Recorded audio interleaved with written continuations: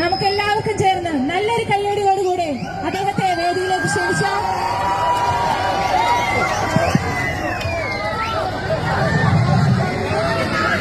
ദയവ് ചെയ്ത് ആരും തിക്കും തിരക്കുമുണ്ടാക്കാതെ അദ്ദേഹത്തെ വേദിയിലേക്ക് കടത്തിവിടണമെന്ന് ഓർമ്മിപ്പിക്കുകയാണ്.